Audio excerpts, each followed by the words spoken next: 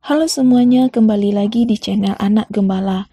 Channel yang akan setia merangkum jalan cerita serial Mahabharata per episodenya. Dan di video kali ini, Anak Gembala akan membahas episode 95. Sebelum kita lanjut, jangan lupa tekan tombol subscribe-nya dan aktifkan juga lonceng notifikasinya, agar Anak Gembala makin semangat update video selanjutnya. Oke, sekarang kita langsung saja ke alur ceritanya.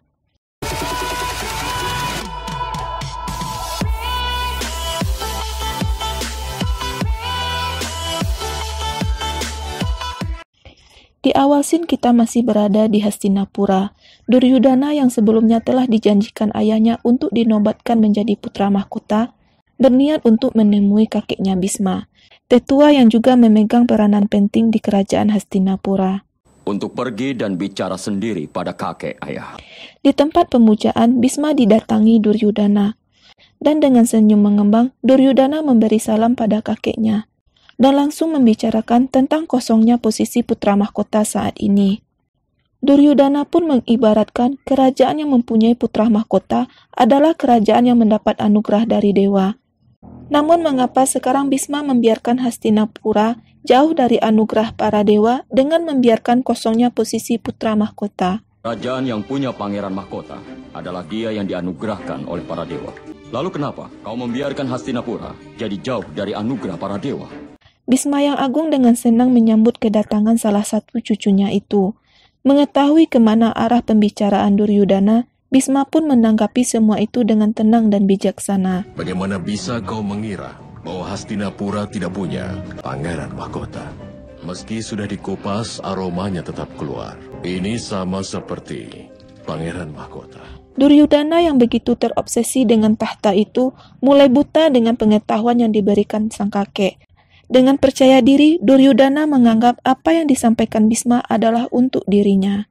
Tapi para dewa tahu ada atau tidaknya seorang pangeran mahkota. Apa artinya? Para dewa tahu bahwa akulah pangeran mahkota. Di sela-sela pembicaraan mereka, datang Perdana Menteri Widura. Widura yang paham akan tujuan Duryudana menemui Bisma mulai sedikit khawatir.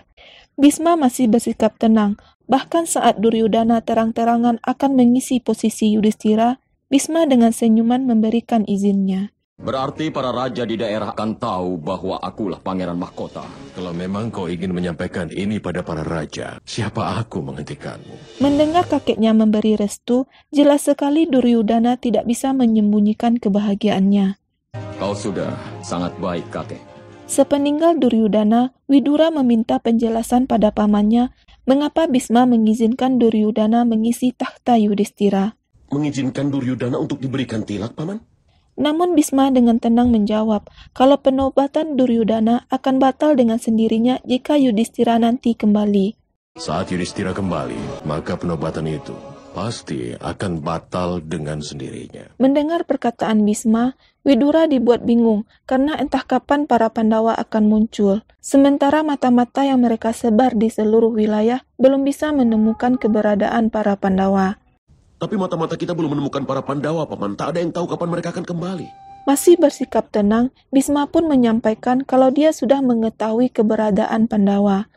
Karena kabar yang dia dengar, Raja Raksasa Hidimba telah terbunuh, dan Bisma mengatakan kalau bukan Bima, siapa lagi yang mampu membunuhnya. Aku sudah mendapat kabar, beberapa waktu lalu Raja para Raksasa Hidimba telah terbunuh. Selain Bima, siapa yang bisa membunuhnya? Mendengar itu, sebuah senyuman dan harapan terlukis di wajah sang Perdana Menteri Widura dan juga pamannya Bisma. Kita kembali ke hutan ilusi. Para Pandawa terlihat sedang menunggu dengan wajah sedikit khawatir. Tak lama kemudian muncul Ibu Kunti mengabarkan kalau Bima sekarang sudah menjadi seorang ayah.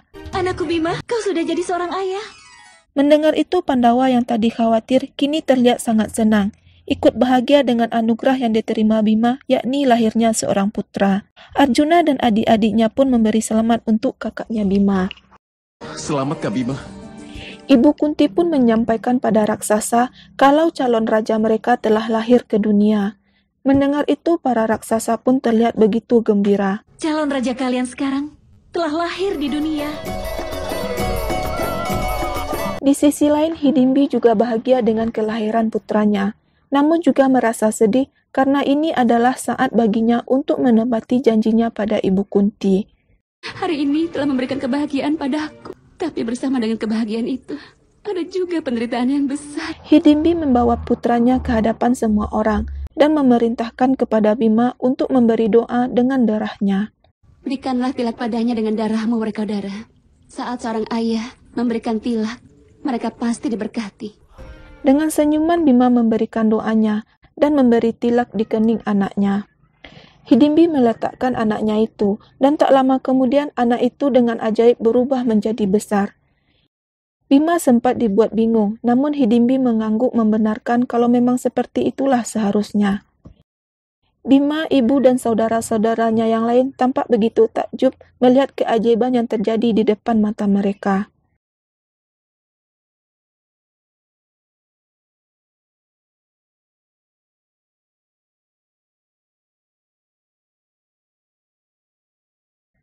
Kini anak itu sudah berdiri di depan Bima, kemudian memberi salam pada ibunya Hidimbi dan juga pada ayahnya Bima. Dengan begitu bangga, Bima langsung memeluk anaknya. Tak lama kemudian Bima dibuat bingung saat Hidimbi menyuruhnya untuk memberi nama pada anak mereka. Sekarang berikanlah anakmu ini sebuah nama. Harus namakan apa?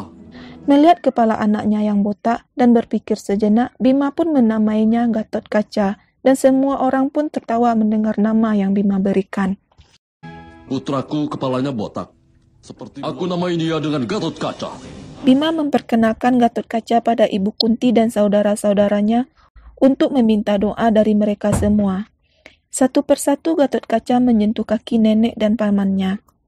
Setelah itu Hidimbi pun memberitahu anaknya kalau ayahnya Bima akan kembali ke alam manusia hari ini dengan tatapan sedih. Anakku, ayahmu akan kembali ke alam manusia hari ini. Ibu Kunti menghampiri Hidimbi dan menawarkan untuk tinggal lebih lama lagi jika Hidimbi mau. Namun Hidimbi menolak karena dia tidak mau mengingkari janji yang telah dibuatnya sendiri. Kami bisa tinggal di sini kalau kau menginginkan itu. Lalu bagaimana mungkin aku bisa melanggar janji itu, Bu? Mendengar keputusan Hidimbi membuat Ibu Kunti bangga dan mendoakan yang terbaik untuk Hidimbi dan saling menangis haru.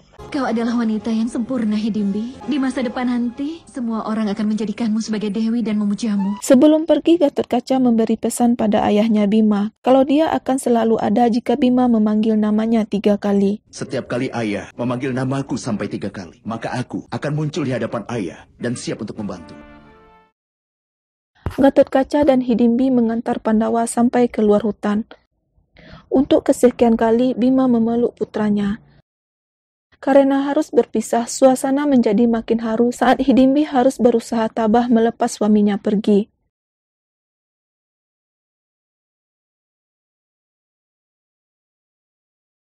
Di Hastinapura, Duryudana akan segera melakukan penobatannya sebagai putra mahkota. Sangkuni terlihat begitu senang karena tujuannya menjadikan Duryudana pewaris tahta akan segera terwujud. Begitu juga dengan Duryudana. Dia merasa dengan penobatannya ini, hidupnya akan makin lebih bercahaya dan mimpinya akan segera menjadi nyata. Tapi mulai sekarang akan kumiliki cahaya dan semua mimpiku akan jadi kenyataan. Bagaimana kisah selanjutnya?